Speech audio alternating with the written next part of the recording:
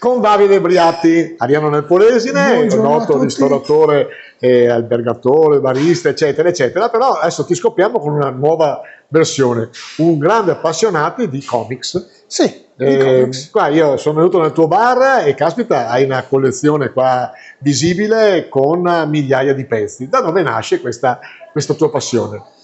Questa mia passione nasce, diciamo, sicuramente dopo la frequenza delle scuole dell'obbligo, quindi dopo le superiori, quindi avevo già 20 anni, 22 anni, e mi scopro che invece di studiare fra i banchi di scuola, tuttavia cosa è successo? Che avvicinandomi ai 30 anni mi si è appassionata questa particolarità della lettura e mi sono affacciato inizialmente ai romanzi, quali erano Philip K. Dick, grande scrittore di fantascienza degli anni 50, Isaac Asimov, anche lui grande scrittore, inizialmente vicino al scientifico, come per esempio Io Robot con Will Smith, oppure L'uomo bicentenario con Robin Williams, tutti film tratti dal grande Isaac Asimov. Ecco, dietro di te sono dei classici italiani, Diabolic, ho visto sotto Latex Wheeler e poi tutta la collezione Marvel. Preferisci la parte Marvel o l'italianità di un Diabolic o di Tex Wheeler, Bonelli, eccetera? Credo fosse il 2010, andai addirittura alla casa editrice a Storina a visitare appunto la casa editrice di Diabolic, che mi piacque moltissimo.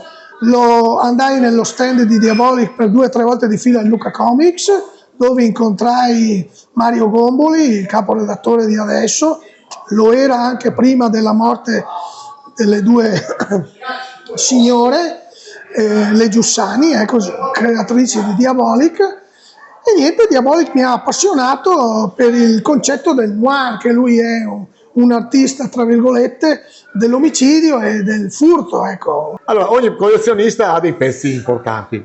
Tu mi hai messo qua sul tavolo, possiamo dare un'occhiata? Sì, qui possiamo dare un'occhiata. Allora, qua siamo a L'Uomo Ragno, un altro master. Sì, L'Uomo Ragno, chi non la vorrebbe Marvel essere... nasce con l'Uomo Ragno? No, la Marvel nasce in realtà con i Fantastici 4. Ah, sono i primi loro? Sì, nasce con i Fantastici 4, in cui praticamente si ha l'idea di creare un gruppo di supereroi che nascono con dei... non che nascono, perdonami, che acquisiscono dei poteri a loro malgrado, che magari non desiderano, per delle fortuità o per delle negligenze umane, diciamo così, acquisiscono dei poteri e non riescono a toglierseli di dosso. E di conseguenza sono sempre di Stan Lee anche loro? Sono sempre di Stan Lee e Steve Ditko e John Buscema. Questo è il teschio, cioè il cappuccio di Daredevil, cioè il diavolo rosso. Cosa può valere un gioco?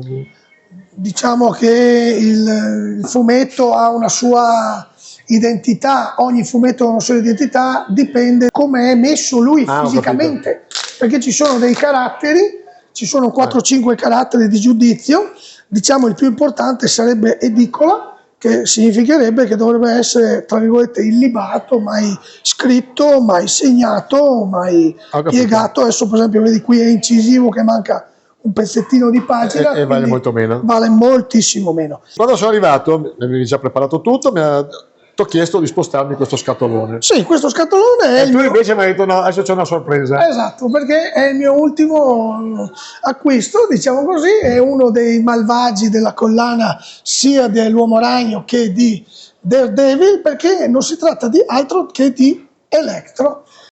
C'è Lucca Comics e c'è ad Ariano il bistrò dove... Troppo paragone di... Ma se qualcuno volesse venire a vedere è ben accetto. Certo. Madonna, certo, lì addirittura qui abbiamo, se vogliamo dire così, una chicca su quella vetrina. Questa qui è stata una delle primissime raccolte. Tue? Sì, e cosa compone questa raccolta? Questa raccolta compone praticamente l'assemblaggio da parte della Fabbri Editori e di una ditta inglese che si chiama Eagle Moss, quasi tutti i personaggi della Marvel, sia buoni che cattivi. Ci stavamo dimenticando dei manga, perché quest'anno che evento c'è? Sì, quest'anno ricorre il 50° che è arrivato appunto in Italia nel 1975, L'Uomo Tigre e Goldrake, e tutta la serie di Go Nagai, che narrano appunto la storia di questi robottoni degli anni 70-80 che hanno praticamente coinvolto la nostra popolazione giovanile nel guardare la TV, che era a cavallo del bianco e nero e colori, e che assieme a Zorro e a tanti altri ci dava i Happy Days, ci dava la possibilità di divertirci, diciamo, nelle ore di non scuola. Ecco. Questo è il Grande Lupin. Il Grande Lupin che qui vediamo nella sua prima serie, diciamo in DVD. Era più furbo Lupin o Margot? Era più furba Margot. Ti faccio l'ultima domanda? Sì. Anzi, l'ultima frase. Sì. Grandi poteri? Grande responsabilità. Grande. Ciao Davide, grazie. È stato un piacere.